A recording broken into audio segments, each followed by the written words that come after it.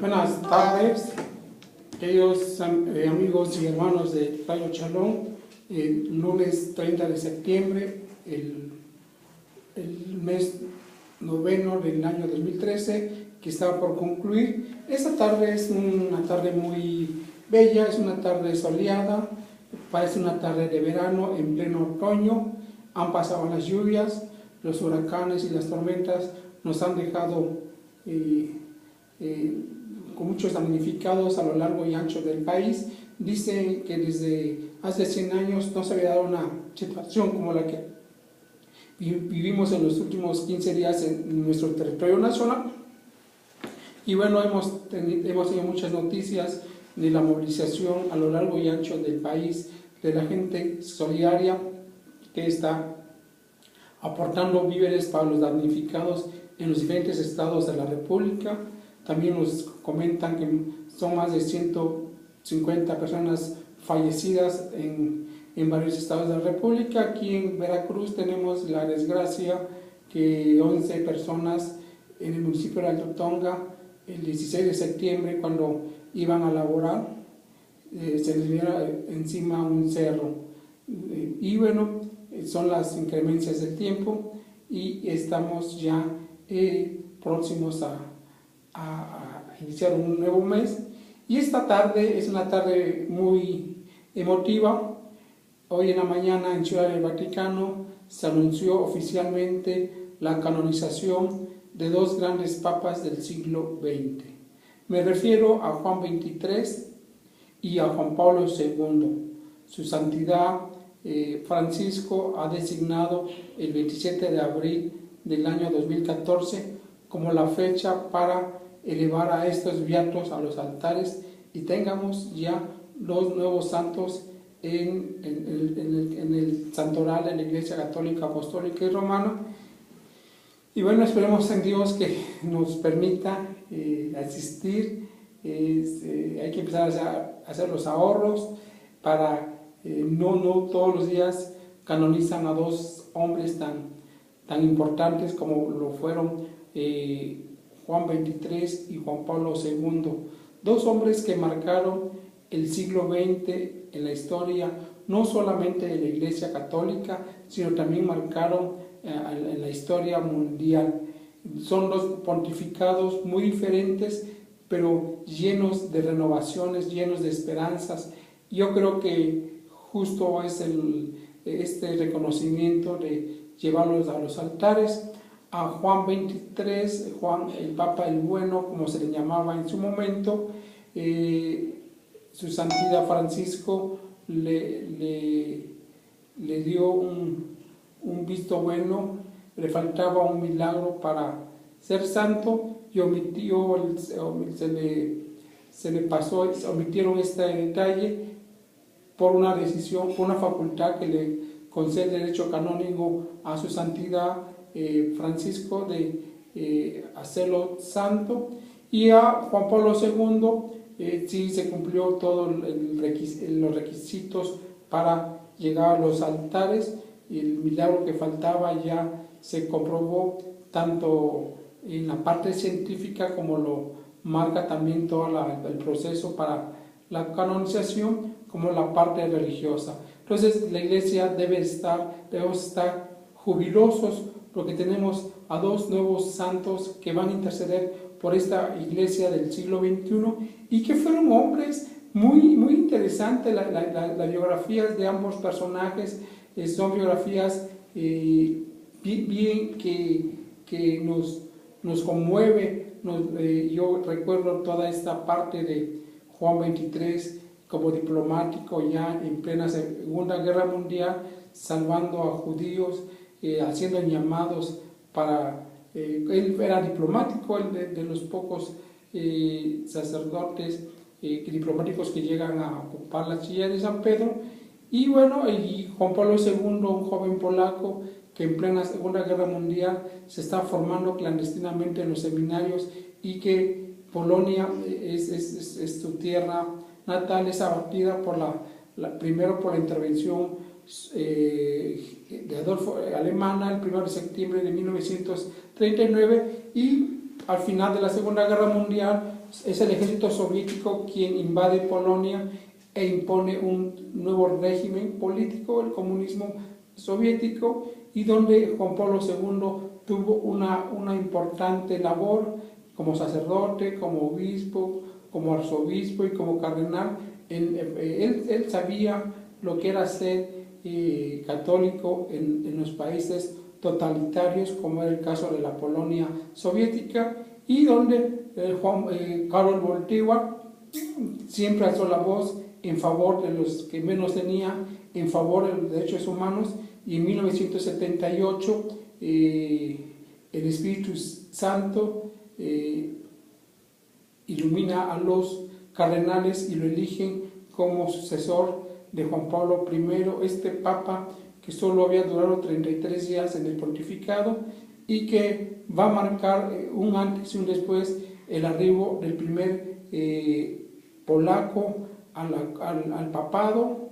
Era un cardenal que venía de la cortina de hierro, y era un cardenal que venía de un estado totalitario, ateo oficialmente, aunque la mayoría, el 100% de la población polaca ha profesado siempre la fe católica. Los polacos tienen una historia muy rara, en muchos momentos de su historia, o son parte de la Alemania o son parte de Rusia, y bueno, lo único que han mantenido a los polacos en cierta coerción es la lengua polaca y su religión, la católica, apostólica y romana. Por cierto, la lengua polaca es muy complicada hablarla y escribirla.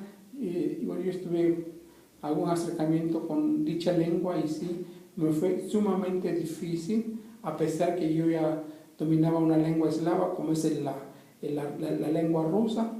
Y bueno, yo creo que este 27 de abril del 2014 vamos a ver esta gran situación de que dos hombres, dos papas del siglo XX van a ser elevados por su santidad Francisco a los altares, y ya van a ser santos, San Juan XXIII y San Juan Pablo II, ambos obispos de Roma, sumos pontífices, y que sus pontificados marcaron a la Iglesia totalmente. El primero, Juan XXIII, al convocar al Concilio Vaticano II, este gran concilio que viene a reformar a la Iglesia. Por ahí hay una cuestión técnica. Prácticamente a Juan XXIII le tocan dos concilios. El Concilio Vaticano I, que había iniciado en el siglo XIX, allá por 1879, algo así, nunca se concluyó. León XXIII, el Papa, y nunca se concluyó este Concilio Vaticano I. Por cierto, un obispo, el tercer obispo de Veracruz, el segundo participante de este concilio, Monseñor Suárez, fallece allá en los trabajos del Concilio Vaticano I. Entonces, Juan XXIII ya cuando es nombrado a finales de los años 50 del siglo XX, tiene que cerrar este Concilio Vaticano I para convocar posteriormente al Concilio Vaticano II. El Concilio Vaticano II marca un antes y un después en la historia de la Iglesia. Era urgente que la Iglesia Católica, Apostólica y Romana se pusiera al día. Estamos al inicio de las décadas 60, el mundo ha cambiado políticamente, estamos en la plena Guerra Fría, el conflicto, proyecto capitalista contra proyectos socialista. El hombre ya empieza a explorar a la luna, ya se han enviado satélites, el Sputnik, Laika, Valentina Tereskova, Yuri Gagarin, y ya hay toda una conquista al espacio, y y las colonias africanas empiezan a independizarse, muchos adelantos científicos, y bueno, la iglesia tenía que estar pendiente, tenía que estar en el modelo en el siglo XX, y es cuando Juan XXIII convoca a este gran concilio que va a venir a renovar a la Iglesia Católica. Vamos a encontrar entre las grandes cosas que la Eucaristía ya se va a celebrar en las lenguas vernáculas, en las lenguas nacionales. Ya la Iglesia va a tener otra postura. Hay toda una renovación. A los judíos se les considera como hermanos mayores en la fe. También hay un documento para los no cristianos. Y bueno, esta es una cosa muy, muy interesante. Yo tenía un maestro, que en paz descanse, que le tocó ser seminarista en ese momento, Lucio Vittorio Sampieri Gasperín, y nos comentaba que como ellos, como estudiantes en el seminario, había muchas incógnitas. ¿Qué iba a pasar con la Iglesia Católica Apostólica, con este Concilio Vaticano II que su santidad Juan XXIII había convocado? Y hoy Sampieri ya está en los cielos también, pero me acuerdo mucho de nuestras largas conversaciones, que qué iba a pasar con todos esos aires de renovación. Siempre es cierto que cuando hay aires de renovación en todas las instituciones, se presta para muchísimas cuestiones, para la gente empieza a interrogarse qué va a pasar, qué nos va a suceder con estas situaciones que se van a ver, y las reformas siempre son difíciles de asimilar. Había una larga tradición en la Iglesia Católica. El último concilio serio fue el Concilio de Trento, allá en el siglo XVI, en tiempos de Felipe II, y que fue el que marcó toda 4 o 5 siglos de la Iglesia, hasta que Juan XXIII convoca al Concilio Vaticano II en 1962-61 para ver los trabajos. Los trabajos él no los ve concluidos.